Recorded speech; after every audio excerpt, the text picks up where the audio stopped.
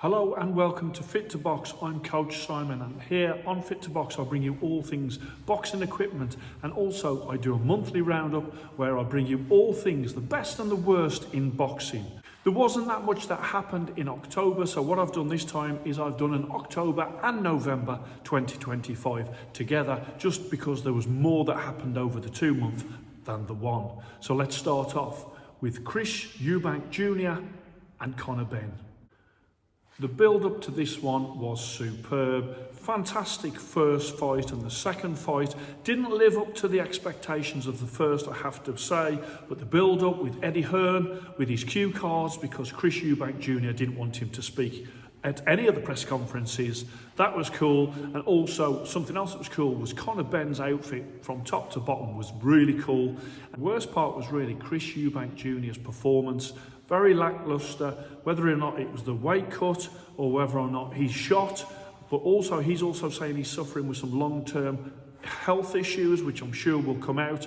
But whatever it was, he wasn't the same in this fight as he was in the first. Obviously Conor Benn storming to a wide victory, which for me would mean that that third fight, I don't think people are going to be that interested given how wide this was, unless Chris Eubank Jr. comes out with something like an illness that he's been suffering with that meant that he couldn't perform in 2, and once he gets over that he'll be able to perform in 3.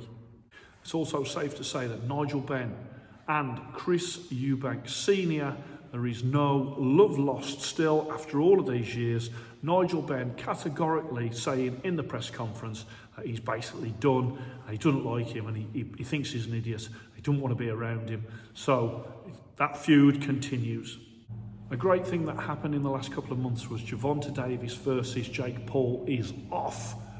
Absolute, total stupid matchup to start off with. The only thing is it's been replaced by this, Anthony Joshua versus Jake Paul, and I really don't know what to make of this. I mean, you know, as a boxing fan, as a boxer, I want Anthony Joshua to just go in there and steamroller him, knock him out like he did with Ngannou. If he doesn't, I think that's a problem for boxing. And also, if he doesn't, is it because he's been paid? We go back to Mike Tyson, who said to Jake Paul after the fight, "Well, you paid me £10 million to lose." I don't think that Anthony Joshua will be doing that sort of thing. I hope he doesn't, but we'll have to see what happens when they're in the ring. Yard Benavidez, again, Anthony Yard going in with an absolute monster. First of all, it was Kovalev, then it was Beterbiev, and now he's got in with Benavidez. And I have to say, he's a brave guy, he shows his courage, but in each of those contests, he's took some beatings, and there's a lot of people out there that are blaming Tundi. Ben Whittaker signed for Matchroom. I think this is a fantastic signing for Matchroom, and both Ben Whittaker, an absolutely fantastic skit around Show Me the Money. I loved that, really great, really funny, and both putting their acting skills to the test. Whittaker won his first fight for Matchroom, but there has been 2 things that happened since. One, people questioning the credibility of his opponent, and also, while he was fighting, his house got robbed. Reyes, in some of these videos, I've given Reyes a little bit of stick, but I have to say, I think this old school brown set that they've brought out is really cool, and also I really like the WBC face bar that they've done in the green and the gold.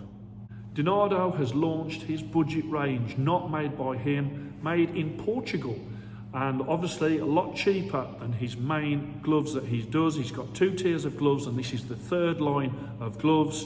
I don't think he can win actually, because people either say that he's charging too much, and now he's getting attacked big time for bringing out the 3rd line, which is more accessible to more people, but it isn't made by him, and it isn't leather either, it is artificial leather. So we will see what those gloves look like.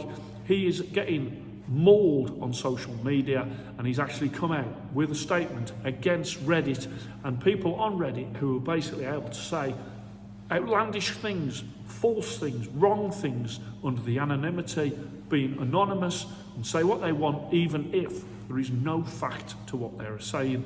And Filippo thinks it's time for a change. Hip Moves Body Protector looks absolutely awesome. I cannot wait for this to come out. I think they're really thinking about what they're doing. Not only are they thinking about the innovation, but as well as the body protector coming out, they're also looking at their colour schemes. And then you've got their head guard that is now coming out in pink. And that head guard looks great. Something that didn't look great was Paulie Malignaggi after a bare knuckle fight. I really don't understand why ex-pros, especially of his standard, are going into bare knuckle, and look at the state of his face. Leone boots, these look really clean with the Italian colours. Another great set of boots that I saw was the Mizuno Inoue edition. Absolutely lovely.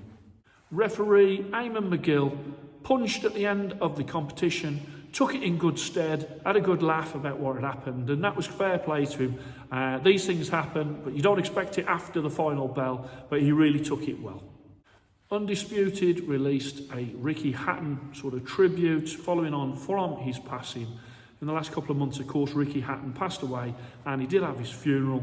Tyson Fury got some stick for wearing this suit at the funeral. I have to say, I think Ricky Hatton would have thought it was hilarious. Speaking of Undisputed, again, you know, they bring out, every so often they bring out some good characters to play on the game, but they have brought out the legend of boxing that is Bugsy Malone. Fight Night Forever mods being shown. I cannot wait for this to come out. Fight Night, the absolute fantastic game of all them years ago, and now it's coming out with little updates, and I think this will be brilliant. Another thing that I think will be absolutely superb is a new film that is coming out in January. It's based on Prince Nazim Hamed's life, and it's called Giant, although they should have called it Prince. Manny Pacquiao announcing his ring return in January as well. I don't really like to see this. I think he's had his best day. Let's leave it where it was. But unfortunately, legends always want to come back, especially these days when there's so much money about. Also, Triple G has indicated that he would like one last dance. Cecilia Breakhouse as well has retired. Legendary woman fighter over the years, and she has hung up the gloves. Joe Gallagher has beaten stage 4 cancer. That is absolutely fantastic news. Diagnosed November 2024 and now cancer-free in September 2025. Some sad news, Arturo Gatti Jr. passed away at a really young age of 17. Really sad news this month from Mexico. Also, British boxer Mark Kaler from the 80s, 64, he has passed away as well. Maurice Suleiman awarding to Turkey Al Sheikh a statue of himself. Brock Toys also giving Turkey Al Sheikh some love. Rumours swirling that the money in Saudi for boxing may be drying up. And then closer to home, and some of the championships that we have been going to, Telford Amateur Boxing Club, and some of the trophies that are being given out for amateur boxing. And let me say, the best medals that I have ever seen were at the home counties WBC Box Cup. Absolutely superb, whether it was a bronze, silver, or especially obviously the gold. Really fantastic medals, and any amateur would want to win those medals. Also, we took our own Mustafa Mbai. We took him to the Global Gloves, and in that Box Cup, they win actually golden gloves. Again, a fantastic thing for these amateur boxers to win.